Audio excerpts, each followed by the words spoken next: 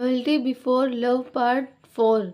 Jack कहता है 1:30 को हम क्रिश और नेता पर अटैक करेंगे। जूलियट ने जैक को ब्लूटूथ और बटन कैमरा दिया और बोली, जैक ये बटन कैमरा लगाकर तुम उस मीटिंग में जाओ और ब्लूटूथ तो तुम वैसे भी लगा लोगे, लेकिन इस बटन कैमरे से सारी वीडियो रिकॉर्ड नहीं कर पाओगे। जूलियट, हाँ मैं जानता हूँ, इसीलिए मैंने सारा इंतज़ाम कर लिया। जूलियट अरिजीत और दीक्षित दोनों को वॉइस रिकॉर्डर और 4 लाइव कैमरा देते हुए बोलती है, दीक्षित तुम ये दोनों वॉइस रिकॉर्डर उस रूम में लगा देना जहाँ ये मीटिंग करेंगे, और अरिजीत तुम ये 3 लाइव कैमरा उस रूम में 3 दिशाओं में लगा देना, और जैक तुम ये एक कैमरा ऐसी जगह लगाना जहाँ से वहाँ बैठे सभी लोगों की वीडियो रिकॉर्ड हो।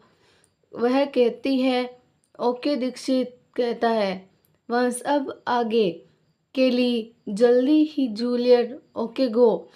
अब हम 1:25 पे मिलेंगे। सभी वापस आ गए। 1:25। जूलियट ने अरिजीत और दीक्षित को ब्लूटूथ दिया और फिर वो दोनों मीटिंग रूम में चले गए। जैक ने अपनी शर्ट में बटन कैमरा लगा लिया और फिर उस रूम में भी लाइव कैमरा लगा दिया। दीक्षित ने मीटिंग रूम में खड़ी बड़ी सी टेबल जिस पर वो सब बैठकर मीटिंग करने वाले थे, उसके 2 कोनों पर वॉइस रिकॉर्डर लगा दिया। अरिजीत ने तीनों लाइव कैमरे 3 दिशा में लगा दिए। तभी अरिजीत ने जूलियट को मैसेज किया, हमने वॉइस रिकॉर्डर और लाइव कैमरा लगा दिया है। तभी जूलियट ने वंश को मैसेज किया, वंश चीफ को वॉइस रिकॉर्डर और लाइव कैमरा काम तो कर रहा है। वंश, हाँ काम कर रहा है। 1:30 मीटिंग स्टार्ट हुई। बहुत बड़े बड़े नेता इस मीटिंग में बैठे थे। दीक्षित और अरिजीत अपनी गन के साथ और ब्लूटूथ लगाकर बिल्कुल अलर्ट पोजीशन में खड़े थे। जैक भी ब्लूटूथ लगाकर बिल्कुल अलर्ट पोजीशन में बैठा है। इधर वंश के सामने 3 लैपटॉप और 4 कंप्यूटर रखे थे। सभी कंप्यूटर और लैपटॉप पर उस मीटिंग रूम की लाइव वीडियो चल रही थी। जूलियट, सचिता, कैली और अपने ब्लूटूथ और गन के साथ मौके की तलाश में थे। तभी सभी के ब्लूटूथ में आवाज़ आई। क्रिश बोलता है, यहाँ बैठे सभी नेता और ये आपको पता है लोग हमने ये मीटिंग क्यों रखी है, लेकिन फिर भी मैं बता देता हूँ।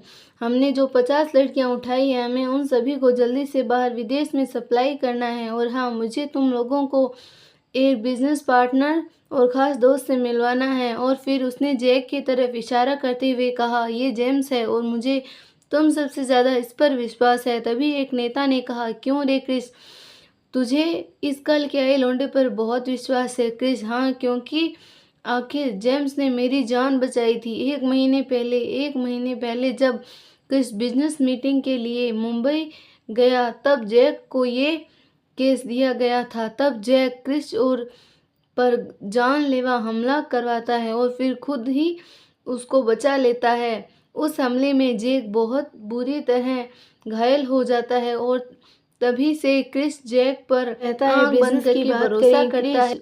You are right. और फिर क्रिश सभी नेता से, हमारे पास 50 लड़कियां हैं, 10 लड़कियां अमेरिका, 10 लड़कियां लंदन और 10 बैंकॉक और 20 सिंगापुर जाएगी। और हाँ, तुम सभी का ध्यान रखना, लड़कियों वाली कंट्री को कोई भी रोक नहीं। क्रिश की बात खत्म होते ही एक नेता बोला, और क्रिश हमारा हिस्सा। क्रिश, जैक की लड़कियों की कीमत मिलेगी, वैसे ही तुम लोगों को तुम्हारा हिस्सा मिल जाएगा। इतने में ही ब्लूटूथ में से सीधी आवाज़ आती है, प्लेन स्टार्ट। ये सुनते ही दीक्षित, जूलियट हम अटैक करें? नो वेट, दीक्षित कहता है, मतलब हम आ रहे हैं। ये सुनते ही जैक अपने मन ही मन में कॉन्टैक्ट करता है और फिर धीरे से कहता है, जूलियट यहाँ 10 नेता और 20 बॉडीगार्ड हैं। जैक की आवाज़ सुनते ही जूलियट ने कहा, ओके, मेरे बोलते ही अटैक करेंगे। ओके, सभी की एक साथ आवाज़ आई, ओके जूलियट, काउंटिंग अटैक है।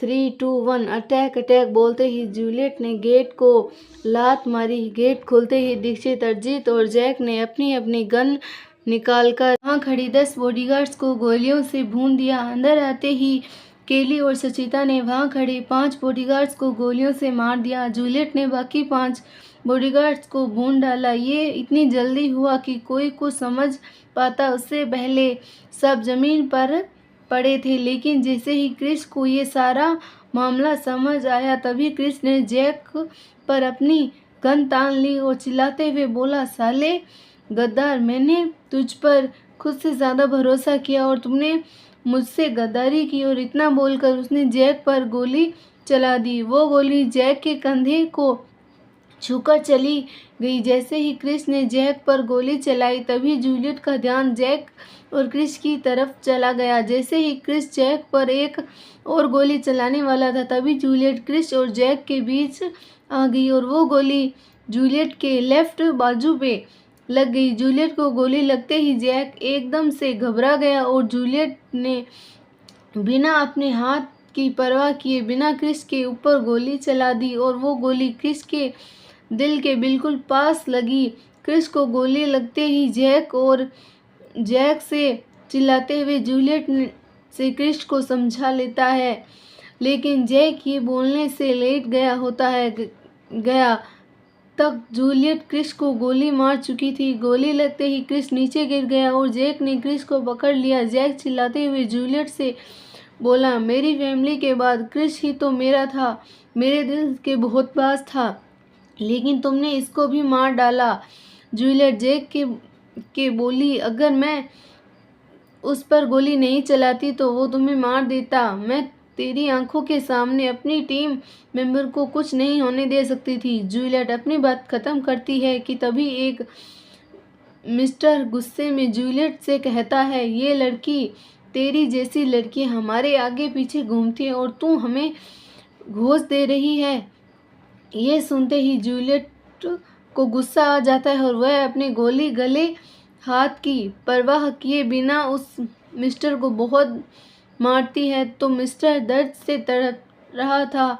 उस मिस्टर की ऐसी हालत देखकर बाकी मिस्टर की तो कुछ बोलने की हिम्मत नहीं रही थी। जैक को क्रिस और ऐसा देखकर बहुत डर लग रहा था और वो क्रिस को घूरते हुए कहता है, पिछले 7 सालों से बिना किसी खौफ में RAW में काम कर रहा था क्योंकि मेरा कोई फैमिली नहीं थी, लेकिन आज तुमने वह भी दर्द हो रहा है जो अपनी आंखों सांसें लेते हुए देखना पर हाँ पापा हो रहा है मेरा और वो भाई। जैक इतना बोलते ही कि तभी क्रिस जोर से सांस लेता है। क्रिस को ऐसी सांस लेते ही जैक क्रिस को अपनी गोद में उठाता है और वहां से तेजी से निकल जाता है। जैक के जाते ही जूलियट वंश को आवाज़ देती है और कहती है, वंश सुनो, जितने भी सबूत हमारे पास हैं वो सब इकट्ठा करो।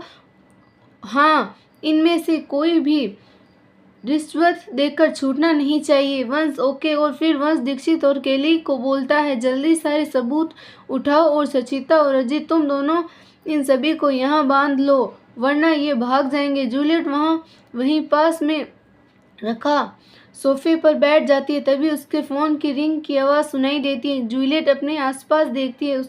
उसको वहाँ सोफे पे एक फ़ोन दिखाई देता है। जूलियट फ़ोन उठाकर देखती है। फ़ोन की स्क्रीन पर शो रहा था। जूलियट ने फ़ोन उठाया। वो कुछ बोलती उससे पहले आगे से आवाज़ आती है, हेलो क्रिस, मैंने तुमको कल कहा था ना, जल्दी से लड़कियों वाला टैंकर भेज दो। टोनी को इन लड़कियों को आगे भेजना है। डीलर ने कल का टाइम दिया है। टोनी बहुत गुस्से में है। आज रात तक टैंकर आ जाना चाहिए।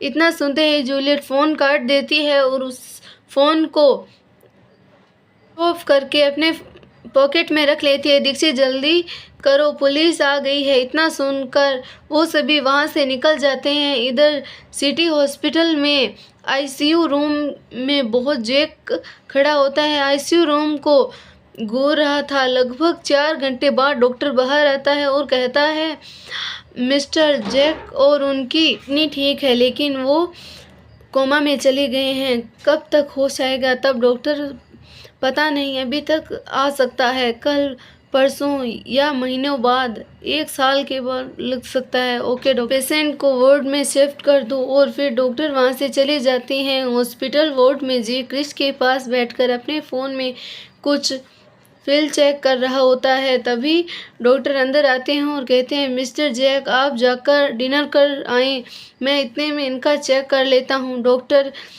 क्रिश को चेक करके वहाँ से चले जाते हैं। जैक भी डिनर करने के बाद सो जाता है। इधर जूलियट, दीक्षित, अरिजीत, वंश, केली और सचिता डिनर कर रहे होते हैं। तभी वंश जूलियट से बोलता है, जूलियट, मिशन कंप्लीट हो गया। तभी पार्टी तो बनती है। तभी वंश की बात सुनकर जूलियट अपने मन में सोचती है कि इनको मैं फ़ोन वाली बात नहीं बता सकती, वरना इनकी जान खतरे में पड़ जाएगी। मैं आगे की छानबीन अपने आप करूँगी और आगे का मिशन भी अकेले ही कंप्लीट करूँगी, नहीं तो इन लोगों की जान खतरे में पड़ जाएगी। जूलियट को बहुत गहरी सोच में डूबी वंश जूलियट से कहता है, जूलियट कहाँ खो गई। तभी जूलियट हल्की सी स्माइल करती हुई कहती है, हाँ, पार्टी भी करेंगे। और इतना कहकर जूलियट अपने रूम में चली जाती है। डिनर कंप्लीट करने के बाद सब अपने अपने रूम में सोने के लिए चले जाते हैं। अगली सुबह वंश ब्रेकफास्ट करते हुए टीवी ऑन करता है और न्यूज़ चैनल लगाता है। टीवी में न्यूज़ आ रही होती है, कल पुलिस को बहुत बड़े बड़े मिनिस्टर्स के खिलाफ सबूत मिले हैं।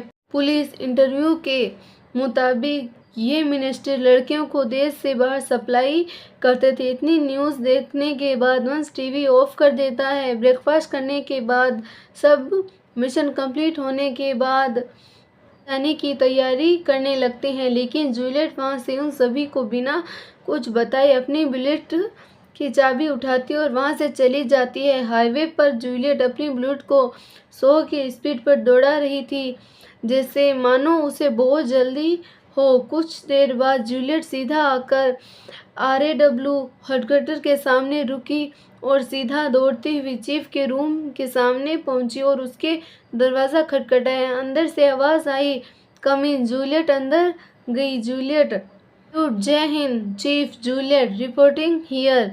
चीफ, ओ जूलियट, तुम अचानक यहाँ। जूलियट, जी चीफ, आपसे ज़रूरी बात करनी है। चीफ, सबसे पहले तो जूलियट, कांग्रेचुलेशन, सफलतापूर्वक मिशन कंप्लीट करने की खुशी में। जूलियट, नहीं चीफ, मैं आपसे गर्ल्स रैकेट मिशन के बारे में ही बात करने आई हूँ। चीफ, हाँ बोलो। जूलियट, चीफ, मिशन कंप्लीट नहीं हुआ है। वो चीफ, मैं आपको बताती हूँ। कुछ देर बात करने के बाद, चीफ, ओके, लेकिन तुम अकेली।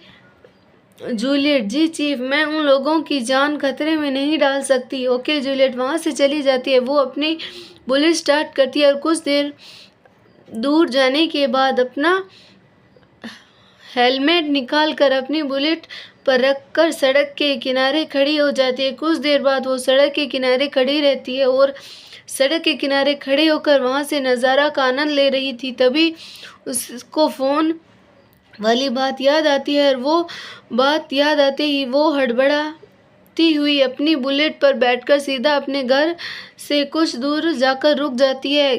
वहीं पास में अपनी बुलेट को खड़ा कर देती है। वह वहीं छुपकर खड़ी हो जाती है। कुछ देर बाद वो देखती है कि वंश, दीक्षित, अरिजीत, सचिता और केली गाड़ी में घर से निकलते हैं। उनके जाते ही जूलियट सीधा घर में जाती है और अपना सामान पैक करके सीधा घर से बाहर आती है। अपना सामान वहीं रखकर अपनी बुलेट के अंदर रखकर खड़ी रहती है और घर से बाहर निकल जाती है। कुछ देर बाद आगे जाने के बाद उसे याद आता है कि उसने अपना पासपोर्ट तो लिया ही नहीं। वो वापस अपने घर जाती है। अंदर जाने के बाद वो पासपोर्ट लेकर नीचे आती है और वहाँ रखी अपने दोस्तों की फ़ोटो देखने लगती है और कहती है, आई एम सॉरी फ्रेंड्स, मैं तुम्हें बिना बताए जा रही हूँ, लेकिन मैं तुम लोगों की जान खतरे में नहीं डाल सकती। और इतना कहकर वो वापस घर से बाहर आती है और घर को लॉक करके वहाँ से अपना सामान लेकर चली जाती है। 1 महीने के बाद वंश, दीक्षित, अरिजीत, सचिता और केली सभी एक साथ बैठे थे। सचिता, आखिर कहाँ गई जूलियट? केली, उन्हें पता होगा, हम बहुत परेशान हो जाते हैं जब वो हमें बिना बताए ऐसे ही कहीं चली जाती है। तब दीक्षित, इतनी बड़ी इतनी बड़ी हो गई है जूलियट, पर फिर भी किसी उसका बचपन नहीं गया। अरिजीत, हाँ दीक्षित सही कह रहे हो। पता नहीं मिशन कंप्लीट करने के बाद जूलियट कहाँ चली जाती है। वंश उन सभी की बात सुनकर हल्के से मुस्कुराते हुए और फिर बोलता है, ये यार रिलैक्स, तुम दोनों इतना परेशान क्यों हो रहे हो? तुम लोगों को तो पता ही है ना, मिशन कंप्लीट करने के बाद वो अपना माइंड रिलैक्स करने के लिए 2-3 महीने के लिए अंडरग्राउंड हो जाती है। और सब इतने परेशान मत हो, आखिर वो 26 साल की लड़की है, कोई बच्ची नहीं है। तुम महीने ऐसे ही निकल जाएंगे। 5 महीने बाद पर ब्लैक रेसिंग बाइक बहुत तेजी से चल रही थी। उस बाइक पर 2 लड़के बैठे थे। पीछे वाले तो मानो अभी उड़ जाएंगे और आगे वाले तो प्रोफेशनल रेसर लग रहा था, लेकिन वो तो अपनी ही किसी धुन में मगन था। उसे देखकर तो ऐसा लग रहा था मानो वो कोई रेसिंग बाइक नहीं बल्कि कोई एरोप्लेन उड़ा रहा हो। तभी पीछे वाला लड़का बोलकर, अरे छोटे धीरे, वो तेरा हेडक्वार्टर कहीं उड़ नहीं जा रहा है, लेकिन मुझे ऐसा लगता है कि तू हेडक्वार्टर पहुंचने से पहले मुझे यहीं मार कर जाएगा।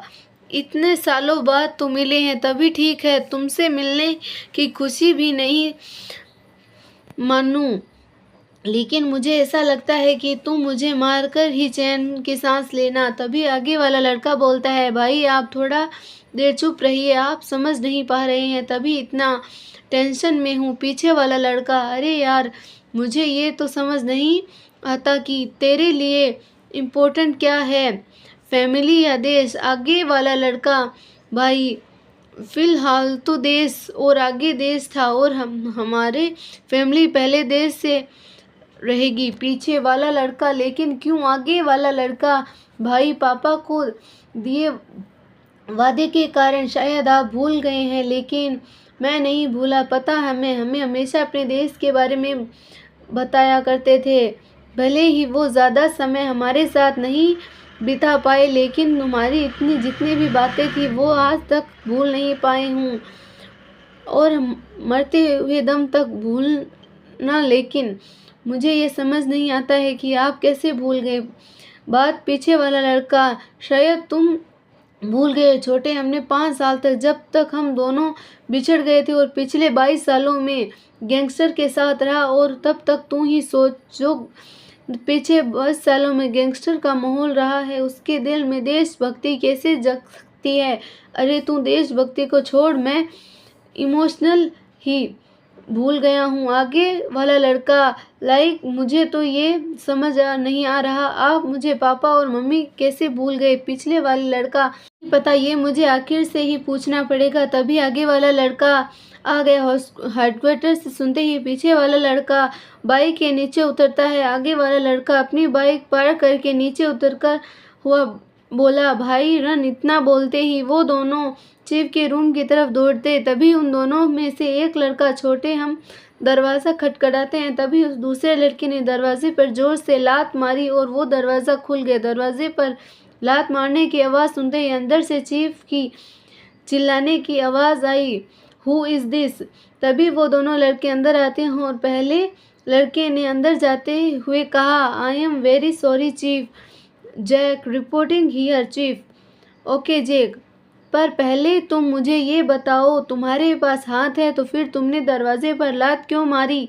जैक, सॉरी चीफ, मैं इतना टेंशन में था कि मैंने ध्यान नहीं दिया कि मैं लात मार रहा हूँ या हाथ मार रहा हूँ। ये सुनकर साथ आया लड़का नीचे नॉड रखकर मुस्कुराने लगा। वहीं दूसरी तरफ जूलियट के घर पर वंश परेशान होता है। दीक्षित, अरिजीत, सचिता और कैली कहती है, यार अब तो पानी सर से ऊपर जा रहा है। जूलियट तभी भी 3 महीनों से ज़्यादा घर से दूर नहीं रही, लेकिन इस बार तो हद हो गई। इस बार तो 5 महीने गुजर गए हैं। अरिजीत, हाँ सही बोल रहा है वंश। दीक्षित, वंश, जब हम तुमसे सब बात बोल रहे थे यार, कोई तो गड़बड़ है। अब तो तुमने हमें वहाँ की हमें बिना तो परेशान हो रहे हैं। सचिता के बोझ, झगड़ा बंद करो। और कैली, चलो सचिता, हम दोनों हेडक्वार्टर चलते हैं, चीफ को ज़रूर इसके बारे में पता होगा, कुछ पता है, बोलने सचिता और केली। वहीं वापस खड़ी गाड़ी में चाबी उठाती है और वहाँ से जाने लगती है। तभी वंश दौड़ता हुआ आता है और चलते चलते सचिता के पास खिसकता हुआ उसने कान में बोलता है, मैंने तुम्हें कहा था ना, कभी भी मुझे छोड़कर मत जाना। तुम्हारी इतनी हिम्मत, मुझे छोड़कर जा रही थी, तभी मिलना। मुझे अकेले में बताती हूँ तुम्हें। केली तुम्हें चाहती है, कितनी भी धीरे बोलो, लेकिन मैंने सुन लिया। वंश क्या हुआ, तुम इतना बोलकर? वंश जाकर ड्राइविंग सीट पर बैठ जाता है और सचिता उसके साइड वाली सीट पर बैठ जाती है और केली पीछे। तभी दीक्षित और अजित दौड़ते हुए बोलते हैं, रुको, हम भी आए। और इतने ही वो दोनों आकर पीछे बैठकर दरवाज़ा बंद कर लेते हैं और वंश गाड़ी को हेडक्वार्टर जाने वाले रास्ते पर दौड़ा रहा है। अगर आपको हमारी स्टोरी पसंद आई तो स्टोरी को लाइक, शेयर, चैनल को सब्सक्राइब करना ना भूलें और कमेंट ज़रूर करें। आपका बहुत बहुत धन्यवाद।